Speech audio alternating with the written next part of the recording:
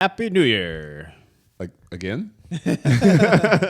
Welcome to the Lazaro Lab. I'm Ryan Lazaro. And I'm Matt Lazaro, and today we are talking about your goals. Since we're a month in to your New Year's resolutions, we have a lot to share, actually. We have a lot to share about our own goals that we have and stuff. We've done some adjustments, right? Yes. But overall, I mean, a month in is when we start seeing a lot of people run into some problems. Wouldn't you say? Yeah, generally everyone starts out gun-ho, a little too hot out the gates, and then they kind of fizzle out. It's kind of like when you're running the 400 and you sprint the first 200 knowing you cannot sprint the last 200. Yeah. But hey, you finish. I just told a story of Ryan's high school 400-meter relay. Not relay. As long as I got photos of me in front of everyone. Doesn't matter if it's at the beginning or the end. Yeah. But part of the issue is that people don't have the plan for the long game. Yeah. Right. And the long game arguably is the most important part in regards to any of this, especially when we're talking about your health, right? Health and fitness goals and things like that. One of the issues is that if your goals are, in my opinion, from what I've seen over the last 20 years or so, if your goal is centrally focused on your physique and the way you look exclusively or meeting a very specific weight, if that is all you're focused on, your chances of failure are extremely high.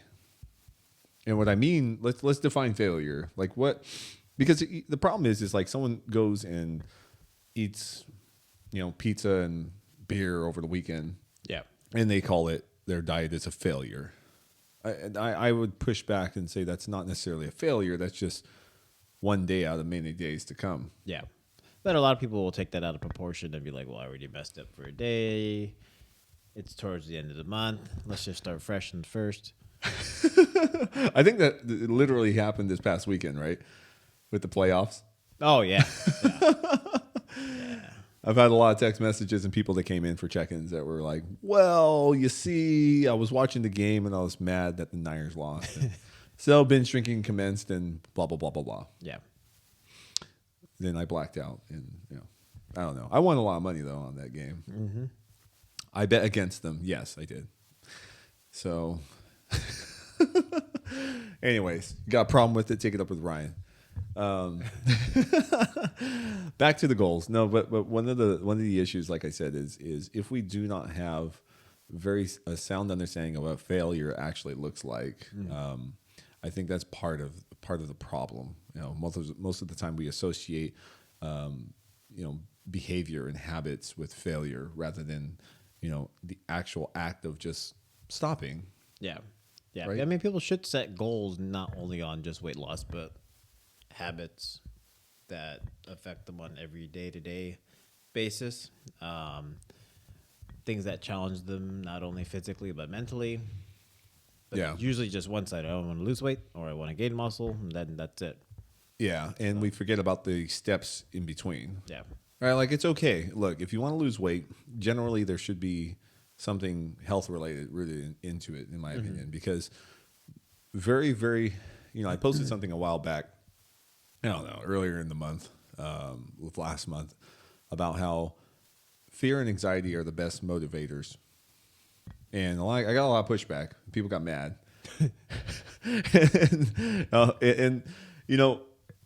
I see why they got upset about it, or certain people got upset about it, because we're led to believe that if you think positive and just believe in yourself, that you're going to achieve everything. Which is not true. It's far from the truth. Otherwise, a lot of times people are just delusional overall. But my point in saying that fear and anxiety are the best motivating factors is because those are the main things in why we make change to begin with. Yes. Fear of the consequence. Exactly. And so one of the things I've heard is that we should picture what it actually looks like to truly fail.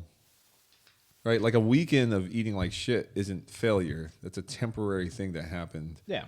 But what is failure is completely intentionally giving up and intentionally sabotaging yourself and making the decision to not take care of yourself anymore. Yeah. Making Yes. the excuse time after time after time. Yes, exactly. So, I mean, that at overall, that's essentially what happens is that we get put into this pattern and this new behavior of like, of self-sabotage and all Yeah. that. And I think we touched on that in the last podcast, but overall, I mean, focusing on the actual acts that we have to do consistently long enough to make that change, that's the hardest part ever. Yeah. Well, I think something else we talked about was like what leads up to the point of you being successful, losing weight or building muscle. It's not just your diet, it's not just your training ethics, but I mean, it's your sleep, it's your whole day-to-day habits. That routine, your everyday routine will lead to your success of whatever goals you may have in mind. Yeah. I mean, that's the thing. It's like you have to dissect your day. Yeah. Like you have to, and you're not going to be able to change everything at one time. No. Like, okay, the goals that we wrote down a couple weeks ago, I think it was like 8 of them. Yes. Like, or not goals. They were very specific things to Like do. habits to change. How many of them have you been able to consistently do? Maybe like a handful. I know mine is 4. Yeah. But the 4 that I've been able to do have actually made the biggest impact. Yeah. And that's part of one of the exercises I like to do is like, hey, you're going to pick a whole bunch of things that you're going to work on, and you're consciously working on them, and you're probably only going to be able to do half of them. And then what do you do after that, right? Like I want to continue to pursue them for at least another couple of weeks. Yeah. To see how it ends. Well, some of them I just need to pursue To start. forever. No, I know, but I'm just saying, like I'm just saying, like in the next, in this next little time frame, I want to specifically be a little more intentional about it. Yeah. But here I have some notes. But going back to fear and anxiety, those are the main driving forces and why we need change, right? Like, so if we're talking about how when you're scared of dying because of your eating habits have led you down the path of becoming so unhealthy that you're at risk of heart disease and all these other things, like that's fear. That's anxiety. Oh, yeah. Right? And then even not being able to do things that you once did before. That's fear. That's anxiety. Yeah. Or just feeling so horrible, you probably don't want to do that anymore. Exactly. So this is, there's inevitable proof from a biology standpoint that humans in general are always better driven by fear and anxiety to make change, not just sunshine and rainbows. Yeah. It's the unfortunate thing, though, is a lot of people make that change when things go away. Yeah, they go They back. go back to their habits again, and then they come right back. But I would argue they never really changed anything. That's why. They changed little things that are associated with it. Like, let's say someone can lose a bunch of weight in a short period of time. Yeah. But but the way they did it wasn't sustainable. So inevitable, it was inevitable that they were going to go back. Yeah. Because they didn't have a plan. Yeah. Like there was no plan to Like, we're what going to go crash course, but we don't know where we're going to go after this. Yeah, like what are we going to do? How is it going to happen? And so on and so forth. But the other thing is, it's important to visualize the worst case scenario because it helps you stay on top of your shit. Yeah. Because, I'm going to be completely honest, and there's a lot of people that disagree with this, but we live in the most easy time to live, period. Meaning our existence is very easy to sustain and live. Yes. Right? Yeah. Like, yeah. It's a lot easier than 100 years ago. I'm pretty certain. Yeah. Yeah. And people make the argument that all the processed stuff and plastics and pollution and things like that are bad for us. And absolutely, they're not good for us. But I will still take living now than back in the day where we have to hunt our food and worry about shelter and shit. Yeah. And, not have a reliable means of transportation just to go, 8 miles a day out for work. Imagine having to walk that every day. Oh, yeah. Yeah. Like, well, we're going to ride my horse. Yeah. Oh, the horse died. Oh, no. The horse is hungry. He got sick. But Yeah. you know, I mean that's true. So overall, guys, what I always tell people is like you have to entertain those fears. You have to see what they truly are. We all know what Matt fears. What do I fear? Losing to me. Oh, Drive of oh anxiety no. and fear. So last podcast we talked about how Ryan decided to sign up for all the Spartan races. And I said I would refuse to do one ever again. And I got roped into agreeing to doing one in June. Along Convinced with himself. I'm a sucker for peer pressure. I just gotta show Ryan what's up. He beat me in a couple of wads in the last few weeks, so I have to beat him in the long run. It's in the long run, guys.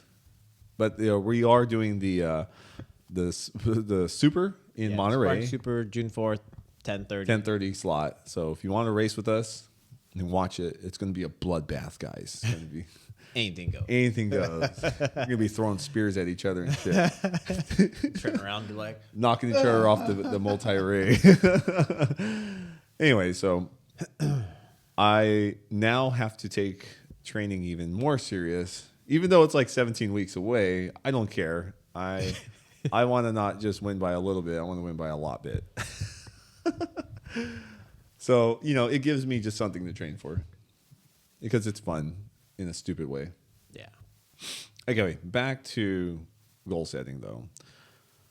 When you're thinking about failure and whatnot, you have to, you know, visualizing those issues is what, you know, in creating that fear is partially how you need to stay motivated. Mm-hmm. And motivation, it's fleeting, yes. And I've said this numerous times, like it's not something that you should be relying on all the time. But, you know, our brain's biochemistry, it needs these kind of like little kicks here and there. Yeah. Otherwise, it's just not, it's really hard to just stay complete balls to the wall, pedal to the metal. And you're not going to. That's my point. Yeah. That's I mean, okay. Even with the workouts, like people don't think it's fear or an anxiety that's driving them to better themselves. But I guess when you think about it, they are worried they don't want to be behind. They want to finish within the time cap. They want to. Yeah. Yeah. So it's. Or just feel a little bit better the next time around. Yeah. Not feel so horrible. Yeah. Yeah. I mean, that's the thing. It's like we've done workouts now. And like even today when we were running, I was like, wow, running actually doesn't feel as bad as it normally does because we're a little bit more fit. Yeah. Well, I was pacing myself to keep you down. And I'm going to go run later. Go ahead. Go ahead. Get shin splints. It's all. But here I'm going to give you guys a list of things that specifically help when it comes to goal setting so you are not just crashing and burning every few weeks. Number one, the goal. The goal at hand should be not too illustrious. It shouldn't be so big to where you're telling yourself you're going to lose 30 pounds in a month. Almost always, everyone fails at actually following through for that. I mean, if they do follow through with it, that's great. dangerous. Well, I mean, some people, yeah, but someone can maintain it, but others, most won't. Yeah. Let's just be honest. And then if the goal is too easy to achieve, let's say I just want to lose a couple pounds.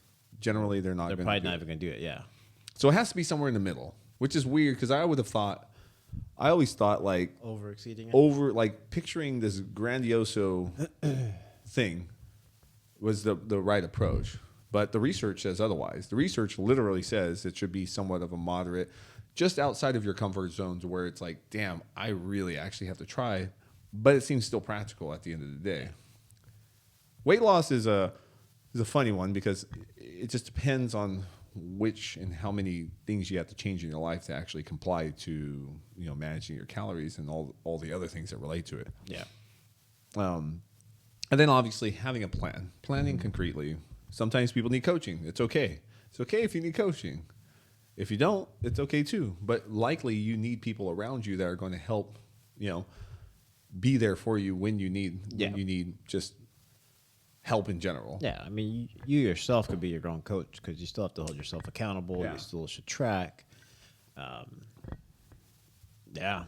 You have to have some form of organization, tracking. To some degree. Yeah. Yeah. And then the other part is what we talked about earlier, about literally thinking about failure. and in a sense of what's going to happen if you don't follow through, because that's why you started to begin with, right? Yeah, you start to feel that, oh man. Mm-hmm. You start feeling a little better, and then you forget about it. And those three things essentially are probably the most important parts, important components when it comes to goal setting. Yeah. By far. You want to add anything to that, Ryan? Thank you for tuning in. No, no, we are not done, buddy. Shit, that's funny. That'd be the shortest podcast we've ever made. No, we've made some short ones. No? Yeah? Yeah. Oh, okay. We have. Okay, well, I guess. I'm looking through my notes. Go in there and entertain them, Ryan. Tell them a story. The front double bicep. No, we're not talking about that. Leave your clothes on. Entertain. Are you not entertained? Taking off my shirt. I mean, to get the views, yeah, go for it. You can put that as the main. You shirtless? I don't know how to do that. Oh, the thumbnail. Thumbnail, yeah. yeah. Oh. If you guys want the thumbnail to be Ryan shirtless every time, please vote in the comment section. And leave your email address too. I don't know why. So we could just send them to them. You can subscribe for $4.99 a month. OnlyFans / Ryan Lazaro. Okay, so overall, like one of the there are other components of everything in regards to making progress. There's one thing I like to refer to as the emotional pendulum. Right? People get so emotional about things when they happen, or they're so overly excited that, nothing gets them excited, or they're so sad at one point. Like literally just one side, one mood swing to one the extreme next. to the next, yeah. Exactly. So when you are like taking the wins too serious, I would say, like when you do good, you don't need to celebrate. Yeah. Okay, so example, I know plenty of clients have done this, and just people in general. They have a good week, they weigh in, they're like, damn, I'm doing amazing, and they just go ham on the weekends and wonder what the fuck happened. Yeah. Like Friday, Saturday, Sunday, or just Probably. Sunday? It just depends. But it's counterintuitive, obviously. Yeah. Right? Because there's nothing wrong with there. Now, I'm not a party pooper. But it is one of those things, like, you should celebrate, but within context. Like, 1 week out of probably 52 weeks that you need to actually, not worth it. it's not, you should be content. Yeah. Or like, save it for a special occasion, something coming up. Exactly.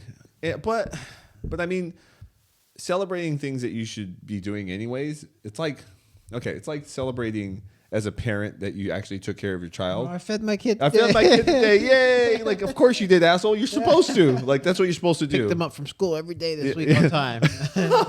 You know what's funny is I know people. Oh my god, yeah, yeah. I'm not throwing anyone under the bus, and if you are one of those people and you're listening to the podcast, you should feel bad. But no, you don't need to applaud yourself every time you do something that you should already be doing. Yeah, that makes sense. Yeah, because they're going in as making a lifestyle adjustment to their health for how they're eating. Yeah, but you want so part of the reason why this happens and why you shouldn't do it that way is because you're teaching the body you're literally teaching the brain and the neurochemistry to respond a certain way every time you think you accomplish something. Yeah. It's like us eating a pizza after every hard workout. Dude, we would be eating pizza 6 to 7 times. That was a really good one. Okay, I allow myself to eat whatever the hell I want after I go riding. And sometimes I don't because the ride is not hard enough. Yeah.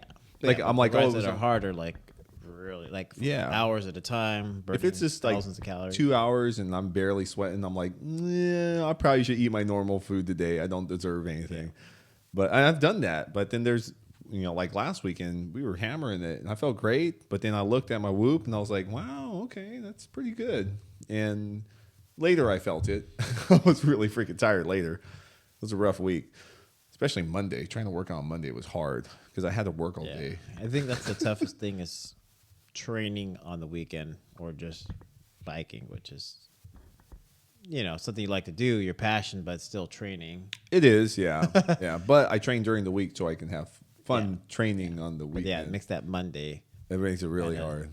And then Ryan made me work all day by myself, so because he had the Spartan race. It's a long drive. Yeah, understandable. 5.5 hour drive. Yeah. I guess I could have closed 6 to 7. No. Oh man, I was like getting so tired towards the end of the day because I actually You trained. forgot. You were like, oh. Oh yeah, when I came in, it was like 4:00, and I was thinking, oh, I get to go home soon, and I was like, fuck. It's okay though. Tell them how your Spartan race went, Ryan. Oh, what amazing. Yeah. Top 10. Top 10 of what? Add another zero. Couple zeros. Top 1,000. Oh, no, we had a blast. Did it with my wife. Went 20 for 20 on all the obstacles. There's 20 obstacles? That's so many obstacles in the short. 3 miles. Yeah, it was like, What, did you like run 200 meters, do an okay. obstacle? Yeah, You really? pretty much. You can just look You forward. can see 'em. You can see every single one. That's kind In of the cool. corner. Like, oh, there's that one. There's that one. Yeah. Wow. But That's yeah, kind of interesting. So now just prepping for conditioning for the super, which is going to be double the mileage, 10K, 25 to 28 obstacles. Sometimes it's not always what they say. Shit, man. Yeah. The last time we did a trifecta 5 years ago, they lied to us every time. Every time we showed up for the super, they were like, so it's supposed to be 6 miles, but it's 9.5 today. I'm like, well, how are you going to add that many miles? Like, how'd you find more miles? Pretty big difference. Yeah, it was like an extra 3.5 miles. And I was pissed. I was like, dude, I would think whatever course or trail. yeah. Well, you know what? Let's They just added. go a little further. I remember they added that whole climb, that one we were talking about, that single file. Oh, Yeah. Or something like that. It was like an extra 1,000 feet of elevation gain too. Yeah. It's pretty stupid. Yeah. So, and then the beast was even worse. We show up and then we're standing there and they're like, so, approximately it's supposed Oh, to I be. think that one was like, they had like surprise? Surprise obstacles. Yeah. It's like, well, not even surprise. It's like, well, you're going to do a sandbag carry twice. You're going to do a bucket carry twice. Yeah, we had to double up on things. But it was like in different areas. Yeah. And then they added like 5 miles or something, 4 miles to it. I was like, what? Yeah. It was a long day. It was like a 6-hour race. I don't Yeah, know. it was It pretty was done after pretty. that. Yeah, I was pretty tired. I remember I drove home that day. I was like, Oh, oh man. you went home the same day? Yeah. You don't remember that? I was like trying to sleep when we got back. And I was Oh, like, that's right. oh, okay. I was just thinking like, man, I want to go home. Yeah, I didn't even sleep good that night because just You're so beat up. over stimulated. I tried to eat as much as possible and I couldn't. I still felt bad. No. I took a while to recover from that one. I think the following weekend we climbed Halfdome. Remember we got Before or after? No, it was right after. Oh, yeah. Literally the following That's why I Sunday. felt horrible. Our feet were all messed up, and then I remember I was messing around checking for the bids, and I was like, "Hey, I got 6 of them, Ryan, Yeah. for Sunday." And you were like, "Well, Yeah. I guess." This Sunday? And then that's when your wife went hiking for the very first time. Yeah. Oh, yeah. 20 Like a miles, serious hike. 6,000, 7,000 feet of elevation change or more? More than that. That's a lot, Probably yeah. Probably It was 8,000. pretty messed up after that. Yeah. And then, yeah. Anyways, we've had some fun, guys. Mm-hmm. So now we're blabbering. Let's get back on track. I had an idea. Remember we were talking about a new challenge that we should throw out there? Briefly. It's the no complaining challenge. Oh, How many times do people complain to you? I don't know. None? People don't complain. to One you. ear out the other. I didn't say how often do you listen to people. Hey, a lot of customers listen to this, right? When Ryan's just staring at you, he's just this blank stare. He's not listening. He's going like this. Wow. Can't wait to eat. I want you to hurry up and leave me alone so I can go eat again. No. I mean, it's quite often, and I complain a lot. My wife Do you? says. You complain a lot? My wife said. I mean, I think both of our wives probably used complain to a lot. a lot, but now I just keep it to myself, and then when I go to my room by myself, Cry. But yeah, no, I mean, not anymore, because Nothing's gonna happen. But I mean, like, okay, think of it this way: like, how many people complain about, I don't know, politics? Yeah, I hear it all the time. Like, they they just just listen, don't do nothing about they it. just get. You heard Ryan. You got to do something about it. Rise up. Did you vote? Oh God, we're getting way off track. People are like, oh, these guys. But I'm just saying, as an example, people will complain about things, and politics is a very common one. But also, just the things that they experience throughout the day. By the way, this is Ryan's nipple clamps. Yeah, I'll complain because I wasn't responsible enough to bring enough meals. But that's not necessarily complaining because you're acknowledging what you did wrong. Yeah. There is a difference. So if you're stating something that's obvious, like, oh man, I did really bad at running because I have not prepared correctly, I don't consider that complaining. If you're attaching a solution to the end of it. Gotcha. Okay. So maybe But when you're just saying, "Oh, I hate running," like I find myself doing that a lot. I tend to say I only like running because I want to get better at it. Yeah. I don't know. I only want to run because I don't want Ryan to get better than me at it. We were just talking about that Just today. start running before work. You can. I don't know if it's gonna help you. It'll help me because maybe you won't do it on your own. I won't. I will now. No, but that's the funny thing is, like, I notice if I tell myself, even in my head, that I don't want to do something, it is incredibly harder. It's always harder. But if you, and I'm not telling you, like, I'm not saying like, oh, if you just think you can do it, you can do it. But it does make things not as hard if you're not telling yourself and complaining the whole damn time that you don't like to do it and you don't want to do it. Yeah. You know, like negative reinforcement. Yeah, but misery loves company too. Yeah. And so when one person starts complaining, the next person starts complaining, and it's just like this cascading effect of complaints. But everyone to an extent does it. You know, I mean, if you think about complaining, it's if you're not actually taking responsibility or complete ownership of what you're complaining about. So someone complaining about hating their job. Yeah, get a new job. Yeah, but then they're just they're going to be making themselves more absolutely miserable. Yeah. Completely. Yeah. You know, and I know, people are going to say, "Oh, wow, like that's too easy." Yeah. No, it's not easy, but that's the point. But the point is to also like stop complaining about it, find a solution. Mm-hmm. We live in a time when we can do these things. Yeah. You know? Yeah, there's definitely a lot of opportunities out there. Not just work. I'm just mean like you want to get healthy. In general, yeah. You know, like you have every capacity for the most part for most people that are not living in poverty. Let's just use that as an example. Like I'll put that there. If you're living in poverty, things are different.